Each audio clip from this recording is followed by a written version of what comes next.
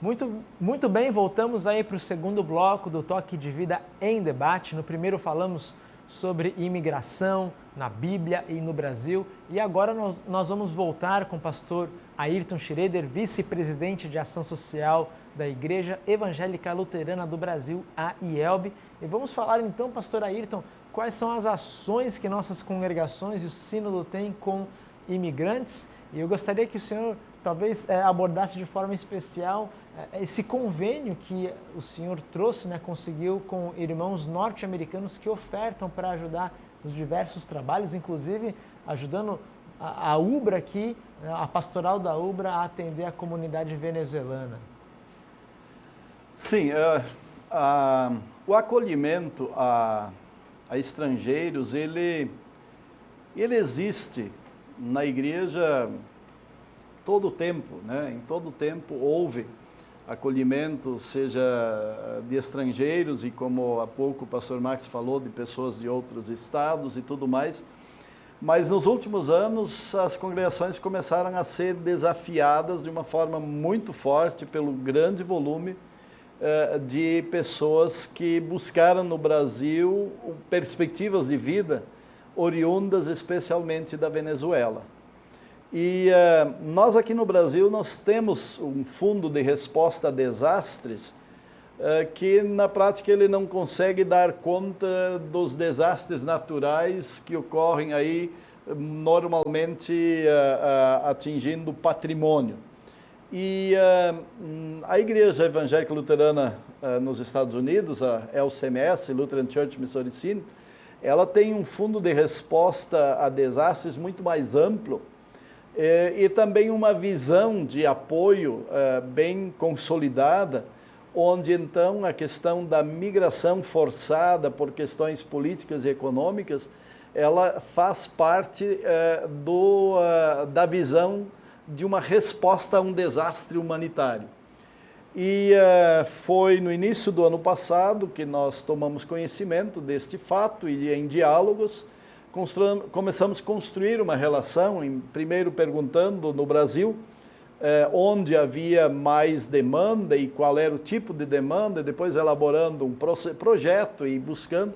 Eu sei que finalmente em agosto a gente teve recursos para começar. Hoje nós temos uns 10 locais, pelo menos 10 congregações atuando, e a porta de entrada realmente é Roraima, Boa Vista, e as congregações então da capital Boa Vista e no sul do estado, na cidade de São João da Baliza. Então ali a demanda ela é assim desumana, né? Ali nós trabalhamos com a sobrevivência, inclusive, mas temos resultados muito grandes de inclusão, de inserção social e tudo mais, né? Já pelo restante do Brasil, incluindo inclusive a pastoral da UBRA, a gente já lida com um imigrante diferenciado, um imigrante que já conseguiu passos de interiorização, que já vem com uma cobertura social razoável, né? Mas que ao chegar ele precisa de apoio para ser inserido, para conhecer o espaço, porque o estrangeiro ele é uma presa fácil para a exploração de mercado de trabalho, a exploração sexual e todo tipo de mazela que o ser humano se dá o direito de usar da fragilidade do outro. É verdade. Então nós montamos um projeto nosso, numa visão que eu havia aprendido em cima de 4 verbos, né? Ele se aplica a outras áreas sociais também, a outras demandas, né? Mas é o APPI, né? Acolhimento, proteção, promoção e integração, né? O acolher é tão amplo quanto a necessidade de acolhimento. Ele está no respeito, no ver a dignidade, no se interessar na história da pessoa, né? A proteção diz, olha, há situações de perigo, né? Entra a moradia, entra essas questões que falei há pouco, né? alguém que conhece a realidade da cidade precisa estar atento para que essa pessoa não se torne vítima de um sistema, né? Mas o acolhimento, aliás, a proteção, ela é um estágio onde a maioria dos projetos sociais param. Diz, olha, eu te protejo, viva aqui, fique comigo que você tá bem. E isso gera uma dependência que depois incomoda o protetor e ele larga de mão, né? Então, aí vem os outros dois verbos. A proteção, ela precisa imediatamente caminhar na direção da promoção. Diz, olha, eu te protejo, mas caminhe, você precisa correr, né? Você precisa seguir seu rumo. E esses verbos, eles andam lado a lado sempre, porque enquanto ela é promovida, ela vai sendo integrada, mas nessa integração eu continuo protegendo, eu continuo indicando caminhos seguros e caminhos inseguros, né? Então, esses 4 verbos, e esse aprendizado eu acho que tem sido diferencial, porque pastores e congregações que abraçaram a causa, entenderam a proposta no sentido, nós fizemos reuniões e o pastor Fukui participou pelo menos de 1 ou 2, e ainda estamos trabalhando, dizer isso pela primeira vez em canal de televisão, estamos bastante adiantados com um manual de ensino da língua portuguesa a estrangeiros oriundos de fala hispânica, né? Então ele tem 200 e poucas páginas e nós temos gente muito capacitada trabalhando nisto, permeando ele das mais diferentes demandas e expertises que temos entre a equipe, né? E eu creio que em alguns meses a gente vai estar testando esse material em alguns lugares, né? Que legal. Fica até o convite de a gente testar aqui na UBRA, que a gente tem uma turma de língua portuguesa para venezuelana, que inclusive começa em abril, né? A gente usa o material da ONU, aquele que eu encaminhei para o senhor, né? E é bom saber que a nossa igreja aí vai ter um material que aí vai usar textos bíblicos, vai ser uma forma de evangelizar também, né? Exatamente. Na verdade, essa demanda foi uma demanda que você nos apresentou e a gente abraçou e nós temos pessoas muito capazes, professoras de línguas e experiências diferentes. Tem uma advogada, inclusive, vendo questões sempre com esse olhar do que pode, do que não pode, de como precisa trabalhar as questões. Então, assim, temos uma equipe trabalhando bastante e abril, de repente, não lançado como livro, mas como apostila, com certeza a gente pode trabalhar com isso, porque nós precisamos testar, porque alguns desses autores, eles trabalham em espanhol para brasileiro, mas não o português para hispânico, né? Então você precisa, toda uma ginástica de linguística, né? Que vamos testar sim.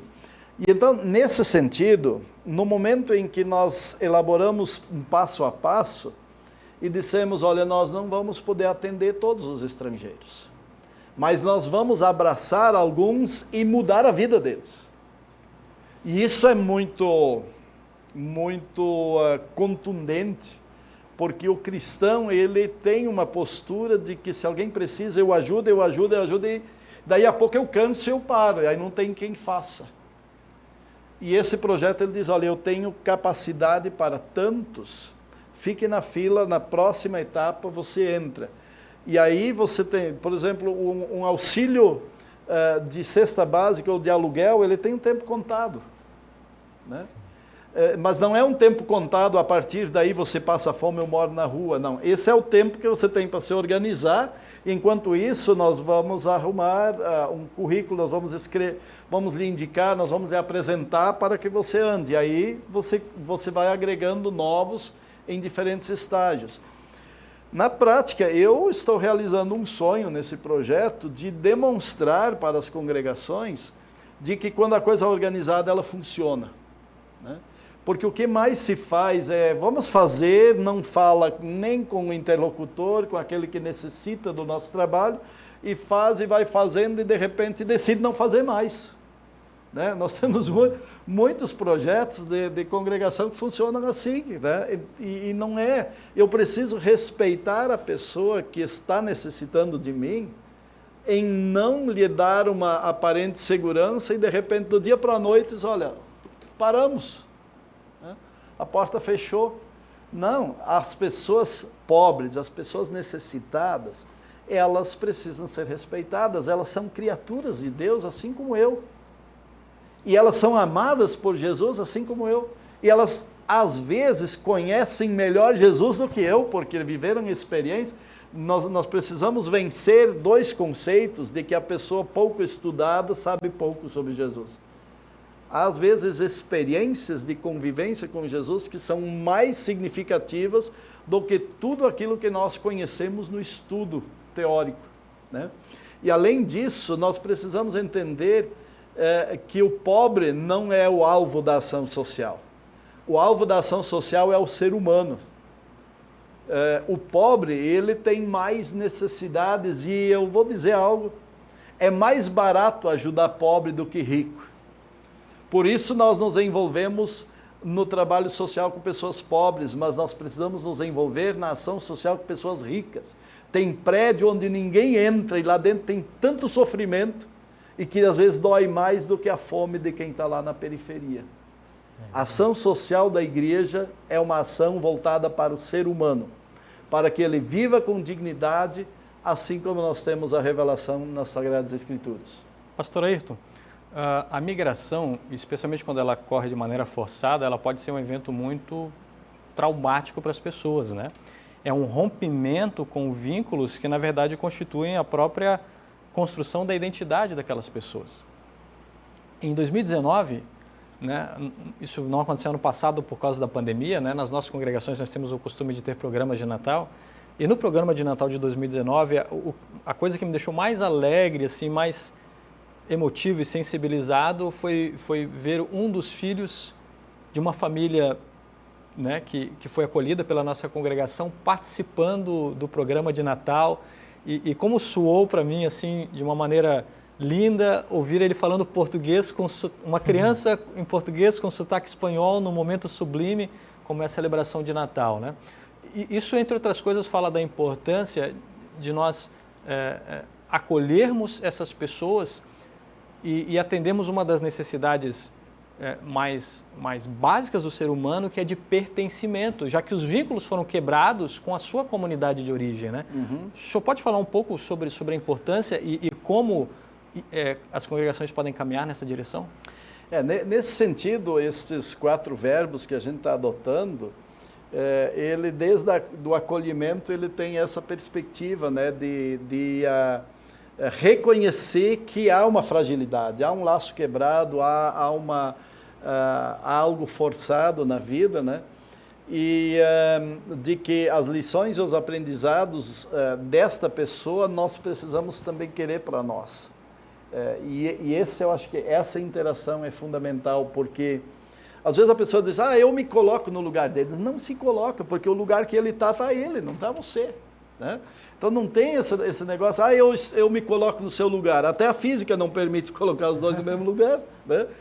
Então eu posso compreender, eu posso tentar compreender e ouvir de você como você quer ser protegido, o que você precisa. E aí, quando você fala assim, olha, ele cantou, eu vou dizer, você se alegrou, eu me alegraria, me derreteria de choro, e alguém ia dizer, estão invadindo o nosso país.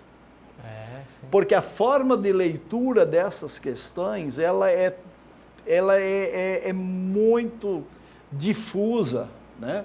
E ainda mais num país onde a gente quer politizar tudo, né? Então, uma das coisas que está dificultando a atuação da igreja em sua diaconia, em sua ação social, é porque as coisas são tudo extremadas, e se elas não estão dentro da igreja, elas estão fora. Os públicos, eles estão sempre fazendo leituras equivocadas de você, porque elas tomam como pressupostos experiências anteriores, dramáticas de ideologia ou de política, que não ajudam na construção de uma sociedade mais livre e mais com aquele sentimento de pertencimento e de alegria que brota da convivialidade, do respeito mútuo. A gente pode afirmar, né, pastor, talvez assim, de forma bem contundente para quem está em casa, né, que um cristão falar que um venezuelano está invadindo o nosso país, isso é pecado, né, porque, como o senhor disse, né, e está na Bíblia isso, né, é função do cristão acolher o estrangeiro, e na teologia luterana especialmente, que a gente fala da teologia das vocações, nós temos que ajudar, a gente não consegue ajudar o mundo, como o senhor colocou, né? Mas nós temos aí a obrigação de ajudar aqueles que vêm à nossa porta, né? Seja na nossa porta em casa, no nosso WhatsApp ali, ou nas nossas igrejas, né? Então, alguém que num programa de Natal vê lá as crianças venezuelanas falando com sotaque espanhol e se sente incomodado por achar que estão invadindo o país, ou até talvez pior ainda, invadindo a igreja, isso não tem outro nome a não ser pecado. Essa pessoa teria que se arrepender para poder ir à Santa Ceia no domingo seguinte, no próximo culto, né?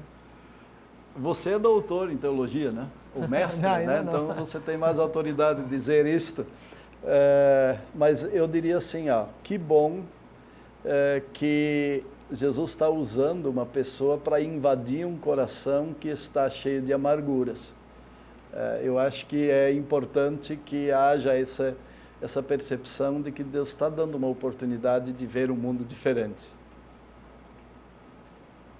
Pastor Ayrton, a gente agradece muito a sua participação, né? Nós estamos aí nos encaminhando para os momentos finais, mas eu gostaria de deixar esse momento para o senhor dar a sua mensagem final, sua despedida. Se os problemas do mundo lhe parecem muito grandes, não desista. Abrace o mundo de problemas de uma pessoa e resolva eles. Muito obrigado. Muito obrigado, pastor Ayrton. Você de casa, agradecemos aí a sua audiência. Obrigado, um grande abraço, que Deus abençoe a todos.